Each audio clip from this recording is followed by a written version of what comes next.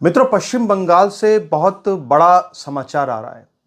ना सिर्फ ममता के कार्यकर्ताओं का हौसला टूट रहा है, बल्कि खुद ममता बनर्जी का भी हौसला टूट रहा है और ऐसा लग रहा है जैसे उनकी पूरी जो एक राजनीतिक करियर है, वो उजड़ने जा रहा है।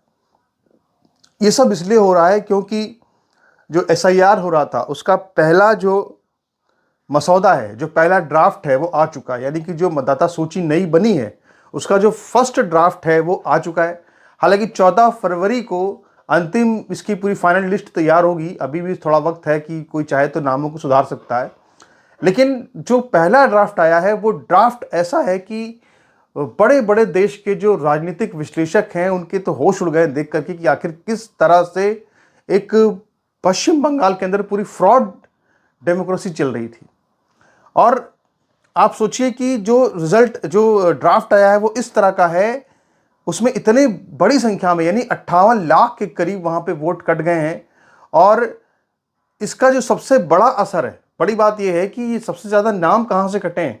तो सबसे ज्यादा जो नाम कटे हैं वो कटे हैं डायमंड हार्बर से, जो कि अभिषेक बनर्जी की लोकसभा सीट है। सबसे ज्यादा नाम कटे हैं भवानीपुर से, जहां से कि ममता बनर्जी जो है वो विधानसभा चुनाव अपना लड़ी और जीती इस बार। तो ये आप समझिए कि पूरी तरह से जो टीएमसी है इस वक्त बिल्कुल बौखला सी गई है। ममता बिल्कुल बौखला सी गई है और ऐसा लग रहा है जैसे कि उनका जो तिलिस्म है, जो उन्होंने बनाया हुआ था कि फर्जी वोट के जरिए पूरे शासन पर कब्जा करने का, ऐसा लग रहा है कि उसको एसआईआर ने कहीं ना कहीं बुरी तरीके से तोड़ दिया है। आज हम एक एक करके जो कई महत्वपूर्ण विधानसभाएं हैं उनकी हम चर्चा करेंगे पश्चिम बंगाल की। लेकिन उससे पहले मैं एक बार आपको बताना चाहता हूं कि इस वक्त की स्थिति क्या है, एसआईआर में क्या निकला है, उसको एक बार बताना बहुत जरूरी है। जो एसआईआर की पहली लिस्ट जो आई है, अपडेट होकर के ड्राफ्ट जो आया है, उसमें जो टोटल वोट आप जानते हैं, जो पश्चिम बंगाल का जो कुल वोट है वो लगभग 7 करोड़ 66 लाख है। और इसमें से जो पहली लिस्ट आई है उसमें जो नाम काटे गए हैं वो काटे गए हैं 58,20,898 वोट, यानी लगभग 7.57, करीब 8% वोट जो है, यानी कुल वोट जितना पश्चिम बंगाल में पड़ता है उसका 8%, जितना कुल वोट पश्चिम बंगाल में है उसका 8% जो है वो वोट अब कट गया है। वो नाम अब काट दिए। अब इसमें से देखिए 4 तरह से लोगों के नाम कटे हैं। एक तो वो जो डेड थे यानी मर गए, दूसरे जो कहीं शिफ्ट हो गए, तीसरे जो डुप्लीकेट है, चौथे जो मिसिंग है, लापता है। आपको जानकर हैरानी होगी, 24 लाख लोग जो मर गए थे लेकिन इसके बाद भी वोट डाल रहे थे। शिफ्टेड यानी कि 20 लाख लोग ऐसे हैं जो कि शिफ्ट होकर कहीं और चले गए। डुप्लीकेट में 12 लाख ऐसे लोग हैं जिनकी 2 बार नाम थे, उनके नाम हटाए गए। मिसिंग में 1,38,000 लोग लापता हैं पूरे पश्चिम बंगाल से, जिनका पता नहीं चल रहा कि इनका क्या हिसाब किताब है। अब मैं आपको बताता हूं कि आखिर एक एक करके विधानसभा सीटों पर स्थिति क्या है और क्या पूरा गणित चुनाव का बदल रहा है, उसको समझना जरा बहुत जरूरी है। अब जैसे देखिए, अगर हम भवानीपुर की बात करें, भवानीपुर विधानसभा सीट वो सीट है जहां से ममता बनर्जी चुनाव जीती थी, मुख्यमंत्री बनी। तो भवानीपुर की स्थिति क्या है जरा देख लीजिए। जो भवानीपुर का मई 2021 का जो चुनाव नतीजा आया था, उसमें टीएमसी को 73,000 वोट मिले थे, बीजेपी को 44,000 वोट मिले थे और 28,000 वोट से टीएमसी जीती थी। अब आपको जानकर हैरानी होगी साहब, आप सोचेंगे कि किस तरह का फ्रॉड होता है कि टीएमसी जो है वो 28,000 वोट लेकर जीती थी और जो एसआईआर हुआ है उसमें 44,787 नाम काट दिए गए हैं।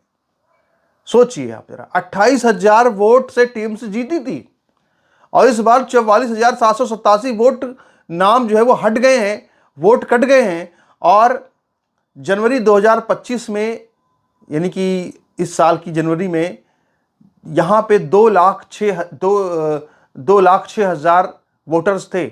और इस हिसाब से अगर देखा जाए तो जो नाम कटे हैं भाई साहब, 22% नाम कट गए। सोचिए आप, 22% नाम कट गए। विधानसभा चुनाव जहां पे कि 10,000, 8,000, 5,000, 6,000 से फैसला हो जाता है, वहां पे 20-21% नाम, करीब 22% वोट जो है वो कट गए भवानीपुर में। अब ममता बनर्जी अगर खड़ी होंगी तो क्या वो चुनाव जीत सकती हैं क्या?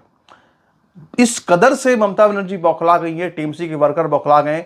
उन्होंने ऐलान किया है कि जो एसआईआर हुआ है उसके बाद वो अब घर घर जाएंगे और घर घर जाकर सत्यापन करेंगे कि कहीं कोई टीएमसी का वोटर ऐसा तो नहीं कि जो उसका नाम होना चाहिए था वो कट गया है। तो भैया बहुत हड़कंप की स्थिति मची हुई है। अब मैं आपको दिखाता हूं कि साहब कोलकाता पोर्ट असेंबली है जो, जहां पर कि एक बड़े ही इनके कट्टरपंथी मंत्री हैं, फिरहाद हकीम नाम है, जो कि मंत्री भी हैं। और 2021 में आप सोचिए, साल 2021 के चुनाव में ये फिरहाद हकीम जो थे, ये 70,000 वोट से चुनाव जीत गए थे। 70,000 वोट से चुनाव जीत गए थे। टीएमसी का बहुत बड़ा सुरक्षित गढ़ बताया जा रहा था, फिरहाद हकीम का ये गढ़ बताया जा रहा था। आप देखिए यहां पे 63,730 वोट कट गए, यानी कितनी बड़ी धांधली चल रही थी। कुल वोट आप ये सोचिए, ये जो उस वक्त असेंबली में कुल वोट थे 2025 में, उसके हिसाब से अगर अनुपात लगाएं, प्रतिशत लगाएं, तो 26% वोट कट गया, यानी कि 26% वोट फ्रॉड था, क्या कहते हैं कि कोलकाता पोर्ट असेंबली में। और 70,000 वोट से जीतते थे पिछली बार फिरहाद हकीम, और इस बार 63,000 वोट काट दिए गए हैं। अगली बार कैसे चुनाव जीत पाएंगे ये? ये 63,000 लोग कौन थे भाई? कहीं ये बांग्लादेशी तो नहीं थे, कहीं ये रोहिंग्या तो नहीं थे जो वोट दे रहे थे फिरहाद हकीम को? ये सब सवाल जो है अब लगातार उठ रहे हैं। सबसे खतरनाक जो रिजल्ट आया है, जो सबसे खतरनाक जो स्थिति है, वो है चौरंगी असेंबली सीट की। पश्चिम बंगाल की जो चौरंगी विधानसभा सीट है, वहां उसने सारे रिकॉर्ड ध्वस्त कर दिए हैं। ये भी जो है टीएमसी का बहुत बड़ा गढ़ था, और यहां पे जो है टीएमसी को पिछली बार 2021 में यहां पे 70,101 वोट मिले थे, और 45,344 वोट से ये चुनाव वहां पे टीएमसी कैंडिडेट जीता था, 45,000 वोट से। और इस बार यहां पर सोचिए, 45,000 वोट से टीएमसी चुनाव जीती थी, और यहां पे इस बार 74,553 वोट जो है वो एसआईआर में काट दिए गए हैं। यानी ये वो 74,553 वोट थे जो कि जिनको कोई वोटिंग राइट नहीं था, लेकिन संभवतः वो वोट डाल रहे थे, तभी इतनी बड़ी बड़ी वहां पे जीत हो रही थी। अब ये तो चौरंगी विधानसभा का हाल है। बिल्कुल इसी तरह से जो बल्लीगंज असेंबली है वहां की, वहां पर भी कुछ ऐसा ही है। वहां पर भी ऐसे ही है। कुल मतदाता वहां पे लगभग 2.5 लाख के करीब हैं, और वहां पे 65,000 वोट कट गए हैं, जो कि 26% है कुल वोट का।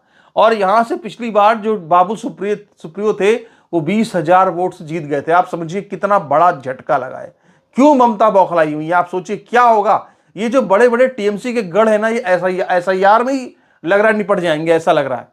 तो ये जो ममता का हौसला है, इसलिए टूट रहा है। अभी आपको दिखाते हैं कि डायमंड हार्बर की स्थिति क्या है, जहां से मैं आपको बताऊं, मुझे अच्छी तरह याद है जब चुनाव हुआ था, जब लोकसभा चुनाव हुआ, विधानसभा चुनाव हुआ पश्चिम बंगाल के अंदर, तो मैंने ये कहा था कि जितने भी जो रुझान आ रहे हैं पश्चिम बंगाल को लेकर के, वो वैसे सही हैं, पर सही इसलिए नहीं हुए क्योंकि वहां पे फर्जी वोटिंग बहुत होती है। कई बार मेरी बात भी हुई वहां के लोगों से, उन्होंने मुझे बताया अभिषेक बनर्जी का जो लोकसभा सीट है, डायमंड हार्बर सीट, वहां पर तो आप जो आंकड़े जानेंगे तो आप कहेंगे कि भैया ये हो क्या रहा है। साल 2024 में अभिषेक बनर्जी को डायमंड हार्बर लोकसभा सीट पर 10,48,230 वोट मिले थे। समझ रहे हैं? सोचिए आप, लगभग उनको 10.5 लाख वोट मिले थे, जो कि अगर देखा जाए तो 68% वोट थे। यानी किसी लोकसभा सीट पर 70% वोट उनको सीधे मिल गया। इतनी बड़ी वहां पे आप सोचिए क्या वहां हो रहा होगा, ऐसा हम कहीं देखते भी नहीं। अब डिफरेंस, जबकि बीजेपी कैंडिडेट के मुकाबले देखा जाए तो वो 7,10,093 वोट से चुनाव जीते। डायमंड हार्बर सीट जो है वो अभिषेक बनर्जी 7,10,093 वोट से जीते थे, लेकिन अब जो वोट हटा है वो कितना है? 8,16,000 वोट हट गया है। यानी आप सोचिए पूरी इनकी जमीन खिसक गई है। और यही सब हाल कोलकाता पोर्ट, चौरंगी, बालीगंज, हर जगह पर यही स्थिति बनी हुई है। और इसीलिए टीएमसी के वर्कर्स का चेहरा इस वक्त पश्चिम बंगाल में लटका हुआ है। उनको लग रहा है भैया अब तो गए, क्योंकि एसआईआर ने इनकी पूरी कमर तोड़ दी है। अगर हम इन 58,20,898 वोट जो कटे हैं एसआईआर के पहले ड्राफ्ट जो आया है, अगर इसके हिसाब से हम अनुमान लगाए, वहां की 294 विधानसभा सीटें हैं, तो लगभग एक औसत अगर देखें तो हर विधानसभा सीट पर लगभग 20,000 के करीब वोट वहां पे कटे। करीब करीब सब सीट पे, ऐसा अगर औसत निकालें तो। आप सोचिए कि यार विधानसभा चुनाव में 5,000, 6,000, 10,000, 20,000 से फैसला होता है, और अगर हर जगह से 20,000 वोट कट गए और फर्जी वोटिंग पूरी तरह बंद अगर हो जाएगी, तो आप सोचिए कि उसका कितना बड़ा झटका जो है वो टीएमसी को झेलना पड़ेगा। आप सोचिए, लोग यहां तक कह रहे हैं कि टीएमसी अब आगे जो चुनाव होने जा रहा है 2026 में इसको जीत नहीं सकती, क्योंकि वो फर्जी वोटों के दम पर सरकार वहां पर चला रही थी, फर्जी वोटों के दम पर मुख्यमंत्री बनाया जा रहा था। आप सोचिए किस तरह का, कहने को लोकतंत्र है, डेमोक्रेसी है, मगर इस डेमोक्रेसी के अंदर कैसे चुनाव को पूरी तरह से चुनाव को मोड़ा जा रहा था अपने पक्ष में फर्जी वोटों के माध्यम से। तो हालात क्या है ये आपने देख लिए पश्चिम बंगाल के। मैं तो ये कहूँगा कि एसआईआर तो अभी झांकी है, एनआरसी बाकी है। जब तक एनआरसी नहीं होगा तब तक पश्चिम बंगाल में पूरी सफाई नहीं हो पाएगी। ये बहुत ज़रूरी है। नमस्कार, धन्यवाद।